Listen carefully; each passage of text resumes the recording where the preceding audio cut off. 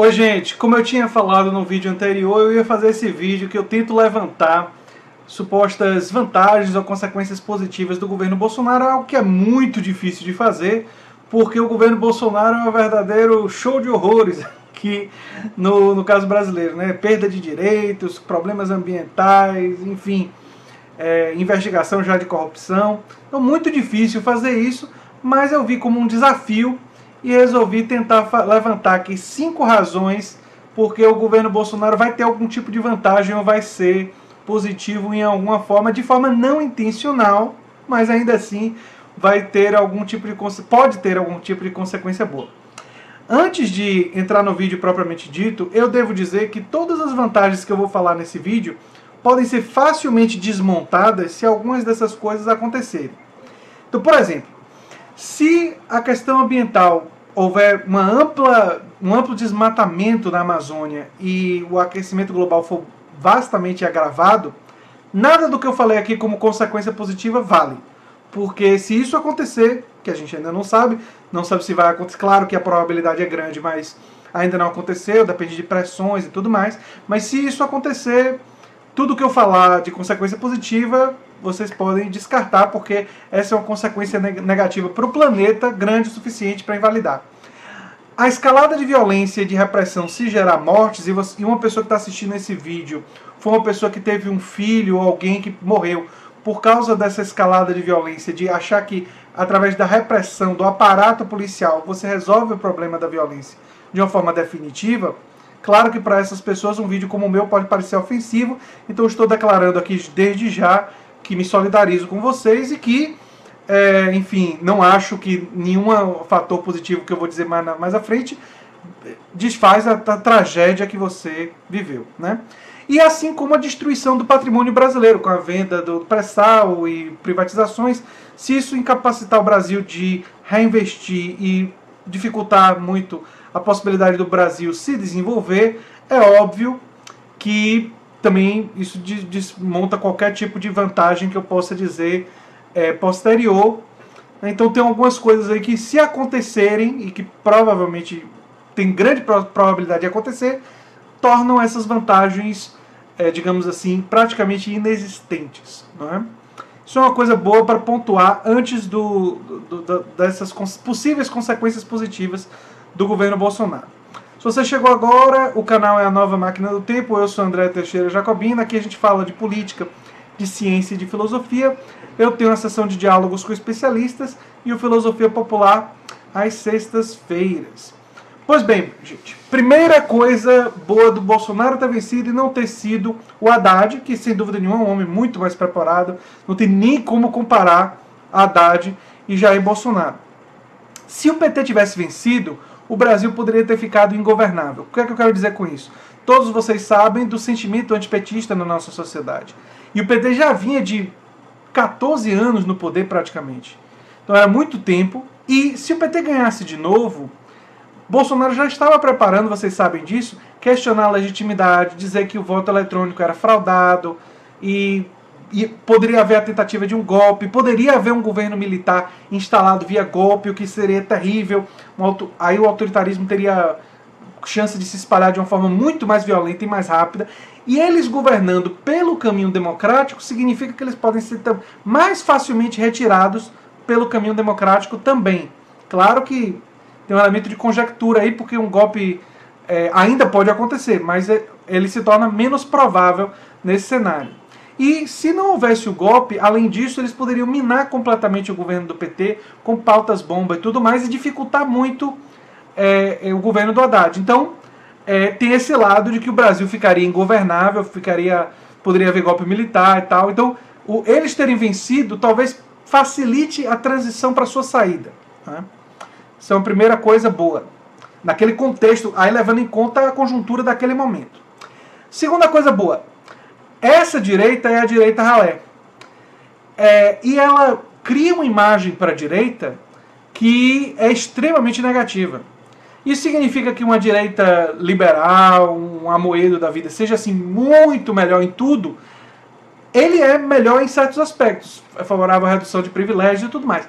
Mas, ainda assim, é muito ruim, pelo menos na minha opinião, em termos econômicos, com a defesa de privatizações e não defende a expansão dos direitos sociais e tudo mais. Uma direita mais bem preparada poderia ter gerado uma imagem mais positiva no exterior, poderia ter gerado mais investimentos e mesmo levando a concentração de riqueza e de poder, o que é o principal elemento, digamos assim, que eu critico, que eu me oponho, teria uma aparência de um governo melhor. E isso seria ruim porque seria mais difícil de ser derrotado no futuro. Já uma direita ralé vai acumulando tantos fracassos e digamos assim, tantos ridículos, né, que ela vai se autodestruindo, se perdendo a própria legitimidade, perdendo a popularidade.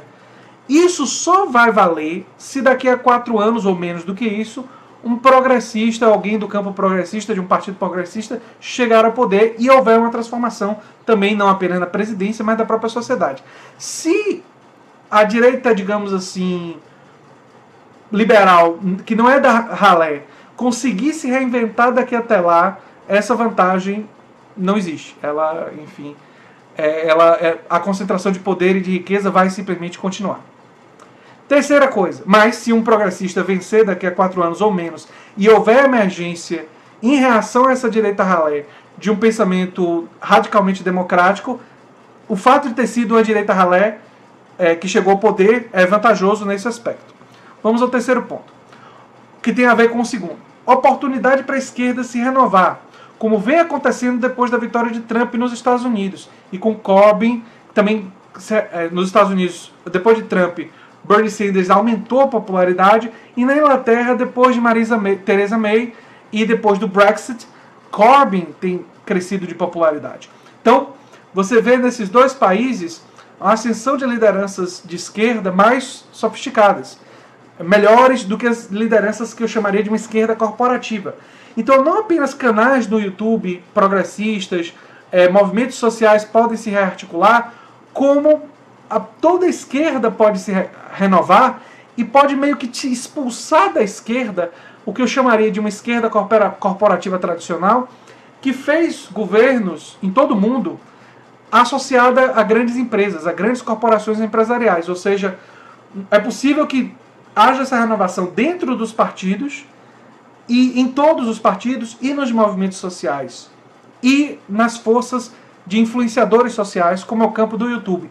Ou seja, o fato de você ter uma liderança autoritária, protofascista, neofascista no governo, força essa esquerda a ter que se modificar, a ter que se renovar.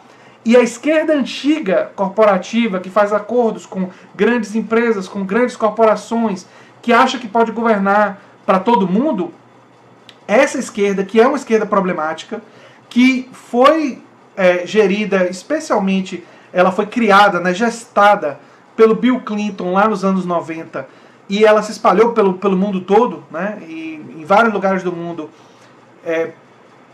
a esquerda corporativa tomou conta do Partido Trabalhista Britânico com Tony Blair, e influenciou em parte o do governo, especialmente do governo de Dilma, mas também influenciou um pouco o governo de Lula. Quer dizer, é uma influência mundial. E uma esquerda mais progressista, mais democrática, pode influenciar agora os partidos, como está acontecendo nos Estados Unidos com o Partido Democrata sendo influenciado pelo Bernie Sanders, como está acontecendo na Inglaterra, influenciado agora pelo Jeremy Corbyn, no Partido Trabalhista Britânico.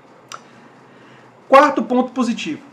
Oportunidade para novas ideias, como democracia ampliada, se difundirem. Se você está no governo, e a gente viu isso desde a redemocratização, quando os governos social-democratas e trabalhistas e dos trabalhadores foram tomando poder, os movimentos sociais começaram a ficar ligados ao Estado e perderam seu caráter, digamos assim, propositivo, de ideias mais radicais, de ideias mais potentes. Com um Bolsonaro no poder, ideias mais potentes podem ser ouvidas, porque existe um interesse de saber de ideias que podem levar a esquerda de volta ao poder e que podem levar uma proposta de esquerda mais sofisticada, melhor, que garanta mais poder popular, que garanta mais democracia nos espaços de trabalho. Então, há uma abertura para essas ideias por estar fora do poder. Estar fora do poder permite que essas ideias sejam difundidas, para quando você chegar ao poder, você chega com ideias melhores. Então, essa é uma oportunidade, pode ser vista como uma grande oportunidade, não é? E quinto, errar para nunca mais repetir. O que é que eu quero dizer com isso? Ter a experiência durante um tempo com um governo verdadeiramente de direita e com características neofascistas pode ser uma oportunidade, não é garantido, claro, mas pode ser uma oportunidade que, se as pessoas sentirem na pele, por exemplo, vamos supor que passe essa reforma da Previdência do Paulo Guedes. Isso pode levar a uma enorme impopularidade e as pessoas sentindo na pele dizer nunca mais voto em um governo com essas características. Assim como, e aí eu faço um paralelo com uma coisa um pouco diferente, mas enfim, tem uma semelhança no sentido de que a experiência na política leva ao aprendizado. Na Europa, quando os países garantiram amplos direitos sociais, direito à saúde, direito à educação, isso fez com que a população experimentasse nos países da Europa Ocidental, na França, na Inglaterra, na Suécia, na Noruega, na Dinamarca, na Alemanha, o que é ter esses sistemas. O que foi que aconteceu? A população disse para os seus políticos, olha, se você defender privatizar a saúde, você não vai ser eleito. Isso fez com que toda a saúde, um sistema de saúde universal, ele deixasse de ser política de um partido ou política da esquerda e se tornou política de Estado. E se tornando política de Estado, se tornando um direito de cidadania, passou a ser definido por todos os partidos. Na Inglaterra, os Tory, do Partido Conservador, defendem a manutenção do National Health Service, do sistema de saúde inglês. Eles podem ter diferenças em relação a como gerir, mas ninguém diz, vamos privatizar. Quem tentou, ou políticos que tentaram levar essa mensagem da privatização desses direitos sociais adquiridos nos países europeus, foram políticos que não se elegeram. E quando eles tentam fazer isso, eles mentem durante a campanha, e eles tentam fazer isso depois que eles assumem o poder, o povo vai às ruas e exige, não. Você não foi eleito para tirar os nossos direitos. De uma forma de lógica reversa, ter a perda de direitos pode levar a população brasileira, pode, não é garantia, pode levar a população brasileira a dizer não aceito um governo que queira tirar meus direitos. E nunca mais vou votar em um governo que queira tirar meus direitos. O que pode abrir espaço para uma defesa de direitos de forma mais ampla. E aí eu cito o exemplo de Alexandria Ocasio-Cortez nos Estados Unidos. Justamente por Trump estar levando a uma maior concentração de riqueza dos mais ricos, abriu espaço, e ele está no poder, e ele tem características neofascistas e tudo mais, isso abriu espaço para uma pessoa como Alexandria Ocasio-Cortez fazer o contraponto e dizer não, nós vamos recuperar o marginal tax rates para bilionários de até 70% acima de um determinado valor. Então, você ganha acima de 10 milhões de dólares por ano, tudo que você ganha acima de 10 milhões, você vai ser taxado em 70%. Não o anterior, o que você ganhou antes, mas o que passou de 10 milhões. Essa ideia, na época do Bill Clinton, nunca seria nem ouvida. Mas agora, na época do Trump, 70% da população americana concorda com a AOC, concorda com Alexandria Ocasio-Cortez. E essa ideia está ganhando espaço, está ganhando força, coisa que não ganharia na época do Bill Clinton. Percebem? Mais uma ideia, o Green New Deal, investimento em energias renováveis, fazer uma revolução verde, de tecnologia verde. Mais uma ideia que, na época do Bill Clinton, seria rechaçada. Mas agora, todos os candidatos à presidência dos Estados Unidos que saíram agora estão, de uma forma ou de outra, dizendo que apoiam o Green New Deal.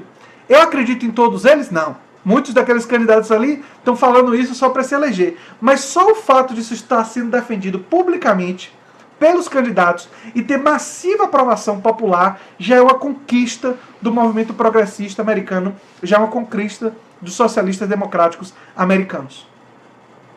E conquistas como essa nós poderíamos ter caso houvesse uma rejeição progressiva dessa agenda depois que ela fosse sentida. Então a experiência política tem essa vantagem. Quando há uma mudança verdadeiramente significativa, você pode ter a rejeição completa ou a adoção completa de uma determinada agenda política. E isso daí é uma coisa positiva do ponto de vista da aprendizado e da educação política. Agora, tudo isso só vai ser possível e só vai ser positivo se nós mantivermos a democracia e se ela no futuro for aprofundada.